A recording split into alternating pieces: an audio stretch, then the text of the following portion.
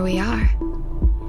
This is S.x Love Psych3delics, and I'm your host, Dr. Kat.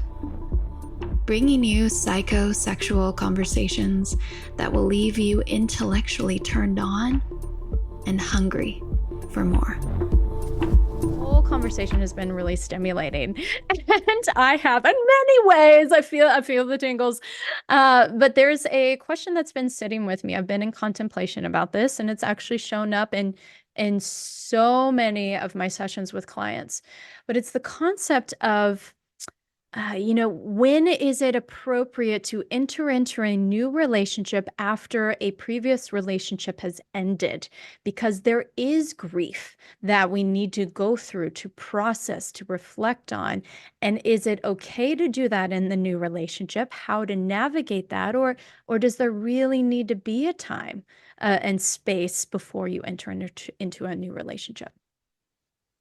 Such a great question. And as with many things in relationship, I don't feel that there's any one size fits all answer to this. But what I do think can be a really powerful guiding principle to come back to is that energetic signature. What's the motivation, right? So if I'm really, really honest with myself, am I entering this new relationship 1%, 5%, 50%, 100% to avoid feeling the pain and the grief of leaving that last relationship? The whole, best way to get over someone is to get under someone new. Yes, I think that actually can really help it can really help the emotions, the bad emotions fade into the background, and you flood your brain with new relationship energy, and it can feel really good. And whenever we are bypassing our genuine, authentic emotional experience, we as human beings, or conscious human beings, need to be tuning into the cost of that. So anytime our heart is broken, and the last time that my heart was broken, one of my dear friends, Annie Lala, said to me, you have an opportunity in this moment to allow your heart to close down with scar tissue, or you have an opportunity to allow your heart to break even more fully open. And in the periods of heightened emotions, such as breakup, heartbreak, or grief, we have an opportunity as adults to tune into, okay, what are the ways that I might have done this in the past? What are the ways that I saw this done by my parents, by my family of origin? Do I want to do the same things that I have done in the past, or do I want to do something different? Around grief and around processing the emotions in a different way. So if we've had a history of distracting ourselves with, food, TV, porn, social media, etc., in order to avoid feeling difficult feelings, in this period of heightened emotion, we have the opportunity to lay down a completely new way of doing it, which will actually transform our relationship to our emotions and our trustability as human beings. Because we can feel, going back to the animal body, we can feel in another human how willing they are to sit with themselves. Yes. And that is one of the most trustable, energetic signatures that we can feel, right? And when someone is really uncomfortable sitting with themselves, we can feel that as well. And if you are consistently distracting yourself from your emotions, you just simply don't have the experience to exercise that muscle. You don't have the opportunity to exercise that muscle.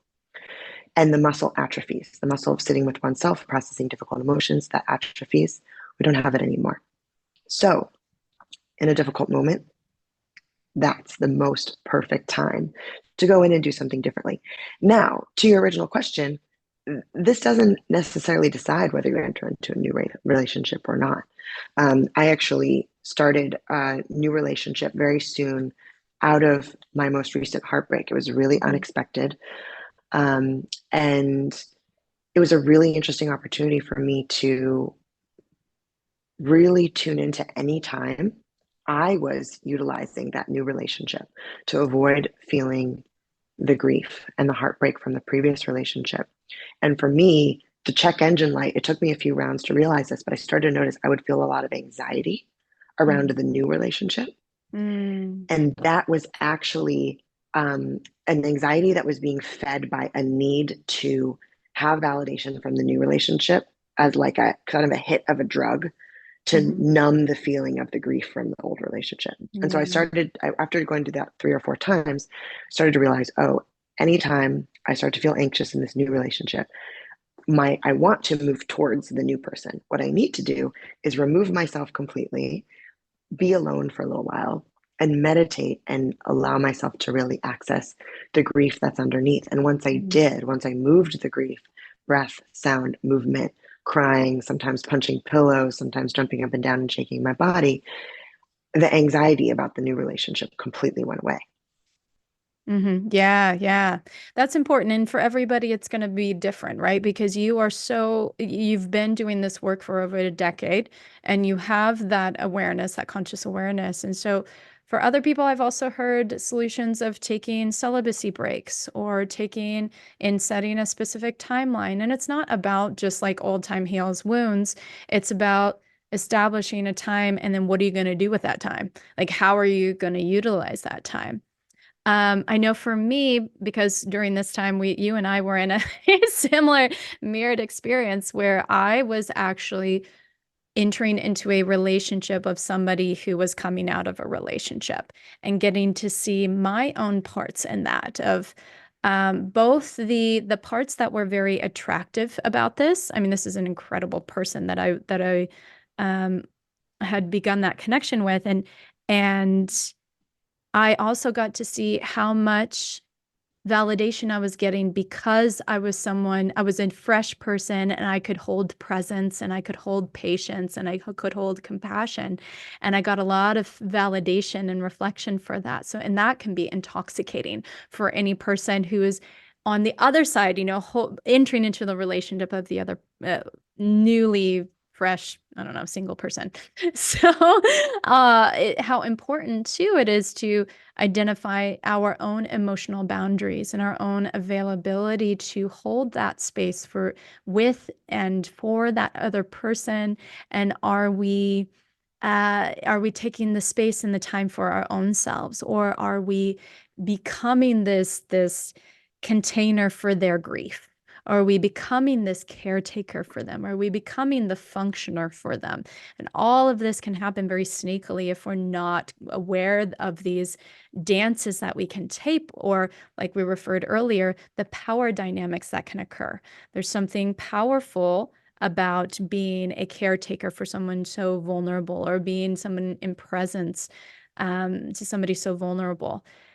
But on the flip side, it's so similar to being someone in their power, or can be mistaken by somebody being in their power and allowing the other person to just do their own work to catch up or be inspired and do that for themselves without taking on the responsibility for them. And so to invite people to, like you said, look at the energetic signature of these. Get real and vulnerable with your own self of what you're getting out of this and how your body's reacting to these interactions. Well, that was fun. Thanks for tuning in, lovers. And if you want to experience more ecstasy and sexual liberation, head over to s.xy.com and learn about how you can join me for any one of my online or live events. And while you're there, grab my free guide on sex and psychedelics. Remember, this podcast is for entertainment and educational purposes only. Please contact your healthcare provider and local law before pursuing any of the products or psychedelics discussed. And one final note here. I make this show specifically for you. If you're loving the show, then be sure to leave me a review in iTunes or Spotify to let me know. Happy to be here and happy to serve. I'll see you next time on S.x Love Psych3delics.